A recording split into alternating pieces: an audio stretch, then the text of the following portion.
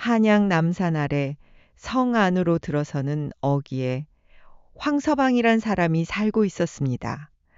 그는 장사치는 아니었지만 장사치보다도 더 많은 재물을 쥐고 있었고, 양반은 아니었지만 양반들보다도 더 큰 권세를 부렸습니다. 그가 하는 일은 간단했습니다. 돈을 빌려주고 그 대가로 받는 이자가 쌀이 되든 배가 되든 은이 되든 모두 받아들이는 사채업이었습니다. 가난한 백성들에게는 악귀 같은 존재였지만 돈이 급히 필요한 이들에게는 구세주 같은 존재이기도 했습니다. 그런 황서방에게는 약점이 하나 있었습니다. 슬하에 자식이 없다는 것이었습니다. 40이 넘어 얻은 늦둥이 아내 옥라는 25살의 젊은 여인이었습니다. 15살 아래의 젊은 아내를 맞이했을 때 황서방의 기쁨은 하늘을 찌를 듯 했습니다. 옥라는 가난한 중인 집안 출신이었으나 얼굴은 보름달처럼 곱고 목소리는 이른봄, 꾀꼬리처럼 맑았습니다. 하지만 3년이 지나도록 아이의 기척은 없었습니다. 여보, 오늘 또 한약을 지어왔습니다. 이번에는 한양 제1의 의원이 지어준 거라니 꼭 효험이 있을 겁니다. 황서방이 아내의 손을 꼭 잡으며 말했습니다. 옥라는 고개를 떨군 채 대답했습니다. 고맙습니다. 제 불찰로 영감께 이런 수고를 끼쳐드려 죄송합니다. 무슨 말이요? 당신 잘못이 아니지 않소. 황서방의 위로에도 옥란의 마음속 깊은 곳에는 깊은 슬픔이 자리 잡고 있었습니다. 그녀는 알고 있었습니다. 남편이 밤마다 자신을 안고 잠들 때마다 한숨을 쉰다는 것을, 대를 이을 자식이 없다는 것에 얼마나 괴로워하는지를, 그리고 그 괴로움이 시간이 지날수록 점점 더 깊어진다는 것을. 어느 무더운 여름날 황서방의 집에 한 남자가 찾아왔습니다. 그는 바로 황서방에게 돈을 빌린 적이 있는 박무길이라는 청년이었습니다. 나이는 28쯤 되어 보였고 체격이 건장하며 눈빛이 또렷했습니다. 황 영감님, 빚을 갚으러 왔습니다. 박무길이 품속에서 은자를 꺼내 황서방 앞에 놓았습니다. 황서방은 은자를 하나하나 세어보더니 고개를 끄덕였습니다. 허허, 자네 참 기특하구만. 기한도 안 지났는데 벌써 다 갚다니. 영감님 덕분에 장사가 잘 되었습니다. 그때였습니다. 안채에서 물동이를 이고 나온 옥란과 박무길의 시선이 마주쳤습니다. 박무길의 눈이 커졌습니다. 옥란 역시 순간 발걸음을 멈췄습니다. 두 사람의 시선이 공중에서 얽힌 것은 찰나의 순간이었지만 그 짧은 순간 속에 무언가 설명할 수 없는 감정의 파도가 일렁였습니다. 아, 안사람이요. 인사하시오. 황서방이 말했습니다. 옥란은 황급히 고개를 숙이고 안채로 들어갔습니다. 박무길도 어색하게 웃으며 자리에서 일어났습니다. 그럼 저는 이만 가보겠습니다. 그래, 수고했네. 박무길이 대문을 나서는 순간 그의 마음속에는 이상한 감정이 솟아올랐습니다. 처음 보는 여인인데도 마치 오래전부터 알고 있었던 것 같은 묘한 친밀감, 그리고 그 여인의 슬픈 눈빛. 박무길은 고개를 저으며 걸음을 재촉했습니다. 내가 무슨 헛된 생각을 하는 것이냐, 남의 아내를. 하지만 그날 이후 박무길은 옥란의 얼굴을 잊을 수 없었습니다. 장사를 하면서도 문득문득 그녀의 모습이 떠올랐고, 밤에 잠을 자려 해도 그녀의 슬픈 눈빛이 눈앞에 어른거렸습니다. 그는 자신의 이런 마음이 잘못된 것임을 알고 있었습니다. 하지만 마음이란 것이 머리로 제어할 수 있는 것이 아니었습니다.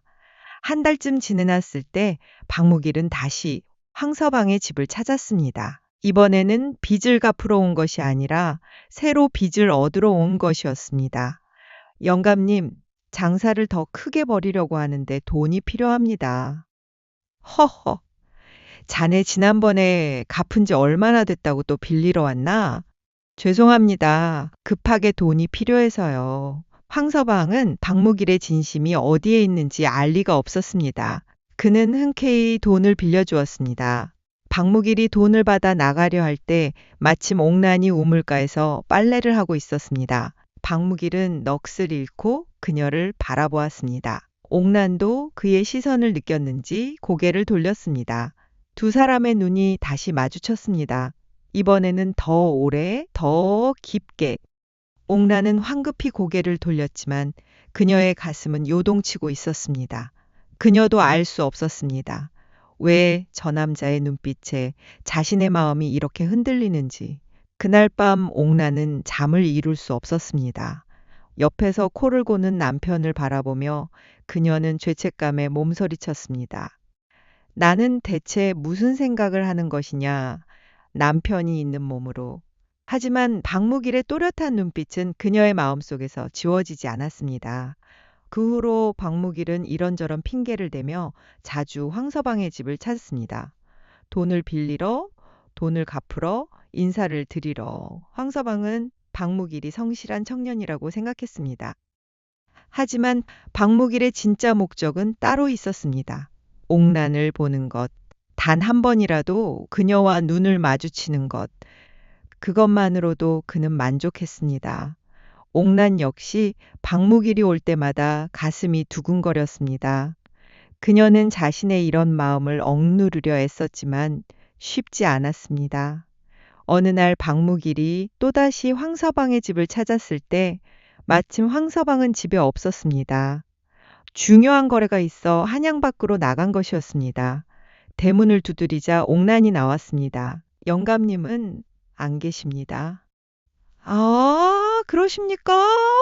그럼 내일 다시 오겠습니다. 박무길이 돌아서려는데 옥란이 말했습니다. 잠깐만요. 혹시 급하신 일이면 제가 전해드릴 수 있습니다. 박무길이 망설이다가 말했습니다. 아닙니다. 급한 일은 아닙니다. 그럼 차라도 한 잔 드시고 가시지요. 더운 날씨에 먼 길 오셨는데.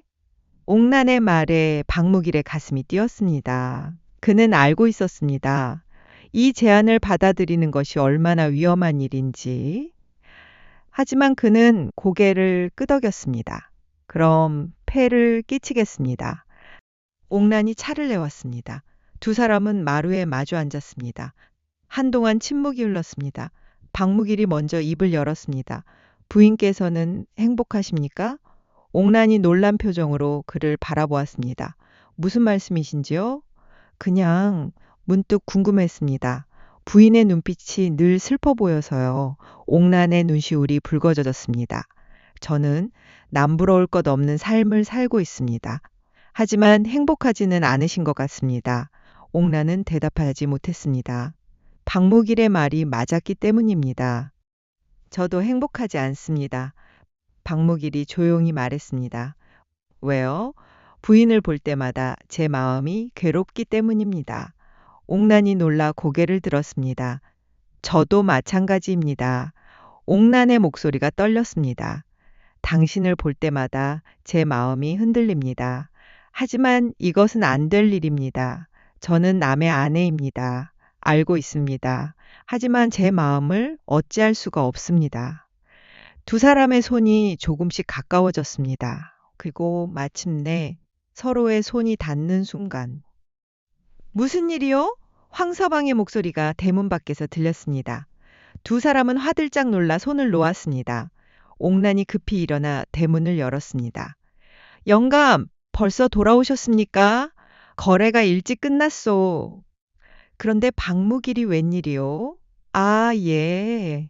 영감님을 뵈러 왔는데 마침 안 계셔서 차나 한잔하고 가려던 참입니다.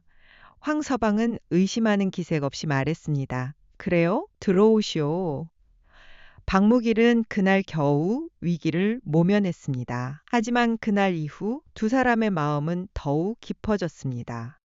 그들은 서로 사랑에 빠졌다는 것을 부정할 수 없었습니다. 옥란은 남편에 대한 죄책감과 박무길에 대한 그리움 사이에서 괴로워했습니다. 박무길 역시 마찬가지였습니다. 그는 자신이 남의 아내를 사모하고 있다는 사실에 양심의 가책을 느꼈지만 옥란에 대한 마음은 갈수록 커져만 갔습니다. 어느 날 밤 옥란은 남편에게 말했습니다. 영감, 저 한양을 떠나고 싶습니다. 무슨 소리요? 갑자기 왜? 그냥 시골에 가서 조용히 살고 싶습니다. 황서방은 아내의 얼굴을 유심히 바라보았습니다. 혹시 무슨 일이라도 있어? 아닙니다. 그냥 한양의 복잡한 생활이 지쳤을 뿐입니다. 황서방은 한동안 생각하다가 고개를 저었습니다. 안 돼요. 내 사업이 모두 한양에 있는데 어찌 떠날 수 있겠소. 옥란은 더 이상 말하지 못했습니다. 며칠 후 박무길이 다시 찾아왔습니다. 이번에도 황서방은 집에 없었습니다. 부인, 저와 함께 떠나지 않으시겠습니까? 박무길이 말했습니다. 옥란이 놀라 그를 바라보았습니다. 무슨 말씀을? 저는 부인을 사랑합니다. 이대로는 살 수 없습니다. 안 됩니다. 저는 남의 아내입니다. 하지만 부인도 저를 사랑하지 않습니까? 옥란은 부정할 수 없었습니다. 사랑합니다. 하지만 이것은 안 될 일입니다.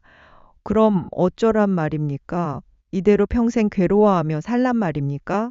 옥란의 눈에서 눈물이 흘렀습니다. 저도 모르겠습니다. 하지만 남편을 배신할 수는 없습니다. 박무길이 옥란의 손을 잡았습니다. 부인, 제발 저와 함께 떠나 주십시오. 저는 부인 없이는 살 수 없습니다. 옥란이 그의 손을 뿌리쳤습니다. 안 됩니다. 돌아가 주십시오. 박무길은 절망한 표정으로 돌아섰습니다. 하지만 대문을 나서는 그의 마음속에는 위험한 생각이 싹트기 시작했습니다. 만약 황서방이 없다면, 만약 옥란이 과부가 된다면, 박무길은 고개를 저으며 그 생각을 떨쳐내려 했습니다. 하지만 한번 자리 잡은 그 생각은 쉽게 사라지지 않았습니다. 며칠이 지나도 박무길의 마음속에서 그 생각은 사라지지 않았습니다. 오히려 점점 더 구체화되어 갔습니다. 그는 밤낮으로 황서방을 제거할 방법을 궁리했습니다. 독약을 먹일까? 아니면 길에서 습격할까? 그러던 어느 날 박무길은 소문을 하나 들었습니다. 황서방이 며칠 후 한양 밖 어느 마을로 돈을 받으러 간다는 것이었습니다. 그것도 혼자서. 박무길의 눈이 번뜩였습니다. 바로 이때다. 그는 계획을 세웠습니다. 황서방이 돌아오는 길목에서 기다렸다가 습격하는 것. 그리고 돈을 빼앗은 것처럼 위장하는 것. 그렇게 하면 누구도 의심하지 않을 것이었습니다. 약속한 날이 되었습니다. 박무길은 칼을 품에 숨기고 한양박 숲속에 숨어 기다렸습니다. 해가 지고 어둠이 내렸습니다. 저 멀리서 말발굽 소리가 들렸습니다. 박무길의 심장이 두근거렸습니다. 말을 탄 황서방이 다가왔습니다. 박무길이 숨을 죽였습니다. 황서방이 바로 앞을 지나가는 순간 박무길이 뛰어나왔습니다. 누구냐? 황서방이 놀라 소리쳤습니다. 박무길은 대답하지 않고 칼을 휘둘렀습니다. 황서방이 말에서 떨어졌습니다. 네, 내가 박무길이 아니냐? 왜 이러는 것이냐? 황서방이 피를 흘리며 말했습니다. 박무길은 망설였습니다. 황서방의 얼굴에는 배신감과 고통이 가득했습니다. 미안합니다. 박무길이 다시 칼을 휘둘렀습니다. 황서방이 쓰러졌습니다. 박무길은 떨리는 손으로 황서방의 품에서 돈주머니를 꺼냈습니다.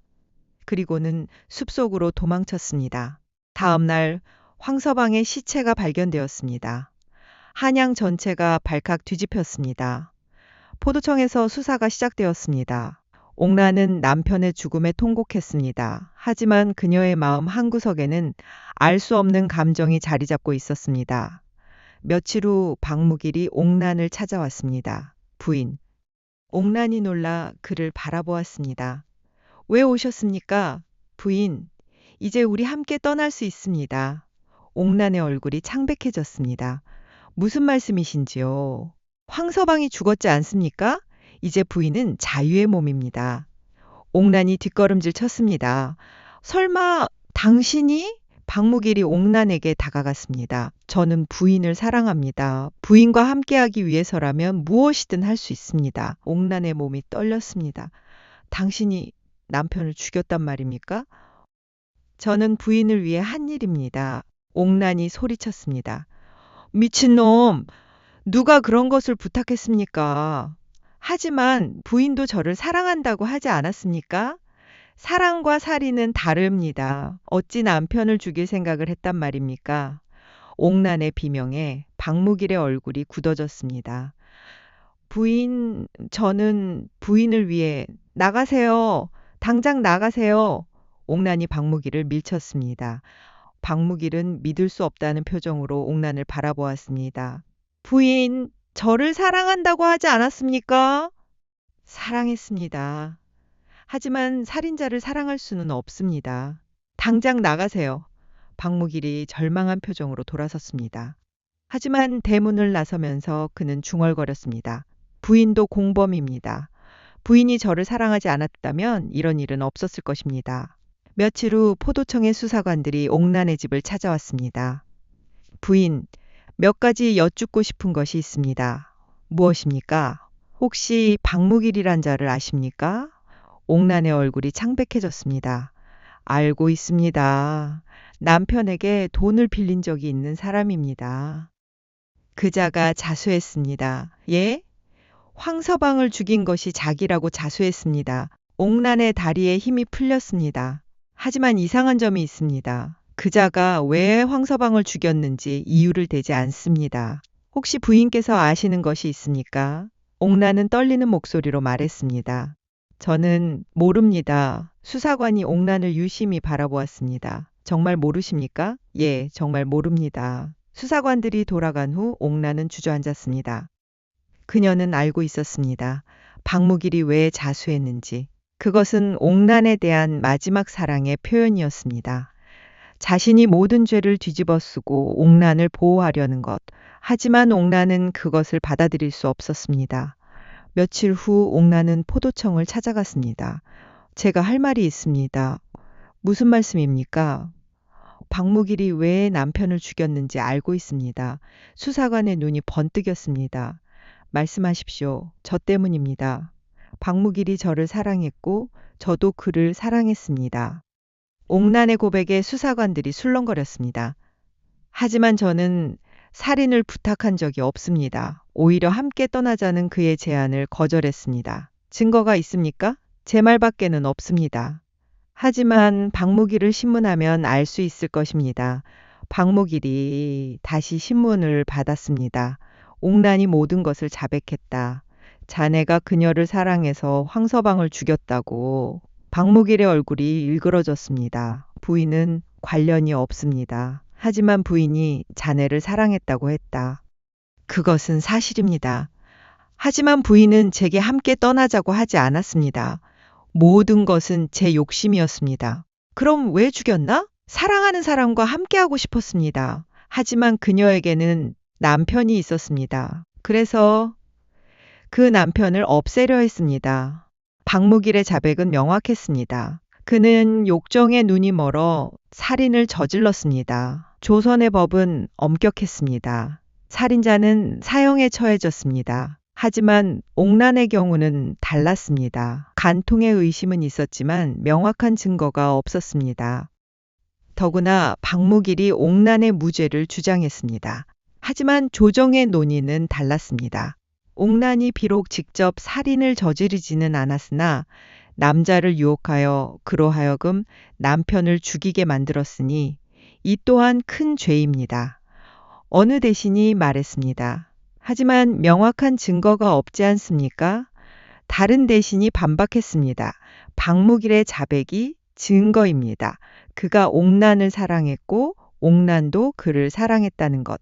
하지만 사랑했다는 것이 곧 간통했다는 증거는 아니지 않습니까? 논란이 계속되었습니다. 마침내 임금이 결정을 내렸습니다. 옥란을 귀양 보내라. 비록 직접 죄를 저지르지는 않았으나 남편의 죽음에 책임이 있다. 옥란은 먼 섬으로 귀양을 갔습니다. 박무길은 참수형에 처해졌습니다. 형장에서 박무길의 마지막 말은 이러했습니다. 저는 후회하지 않습니다.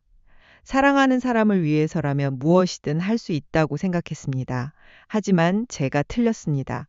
진정한 사랑은 상대를 위해 희생하는 것이 아니라 상대의 뜻을 존중하는 것이었습니다. 망나니의 칼이 내려왔습니다. 박무길의 머리가 땅에 떨어졌습니다. 구경하던 백성들이 한숨을 쉬었습니다. 귀양지에서 옥라는 평생을 참회하며 살았습니다. 그녀는 매일 남편의 영혼 앞에 절을 올렸습니다. 제가 잘못했습니다. 제가 박무기를 사랑하지 않았다면 남편은 죽지 않았을 것입니다. 하지만 그녀는 알고 있었습니다. 사랑이란 것이 자신의 의지로 제어할 수 있는 것이 아니라는 것을. 10년이 지났습니다. 옥라는 병들어 죽어가고 있었습니다. 그녀의 마지막 말은 이러했습니다. 저는 두 남자를 모두 사랑했습니다. 남편은 저를 보살펴 주었고 박무길은 저의 마음을 이해해 주었습니다. 하지만 저는 두 사람 모두를 불행하게 만들었습니다. 이것이 제 죄입니다. 옥란이 숨을 거두었습니다. 그녀의 시신은 작은 무덤에 묻혔습니다. 무덤 앞에는 아무런 비석도 세워지지 않았습니다. 한양에서는 이 사건이 오랫동안 회자되었습니다. 사랑의 눈먼 남자가 저지른 잔혹한 범죄에 어떤 이들은 박무기를 욕했습니다. 어찌 남의 아내를 사모하여 그 남편을 죽일 생각을 했단 말인가. 어떤 이들은 옥란을 비난했습니다. 남편이 있는 몸으로 다른 남자를 사랑했으니 그 죄가 크다. 하지만 어떤 이들은 한숨을 쉬었습니다. 사랑이란 것이 참으로 무서운 것이로다. 사람의 마음을 빼앗아 죄를 짓게 만드니 세월이 흘러 이 사건은 잊혀졌습니다. 하지만 조선 왕조실록 어딘가에는 이 사건의 기록이 남아 있습니다. 박무길이란 자가 황서방을 살해하였다.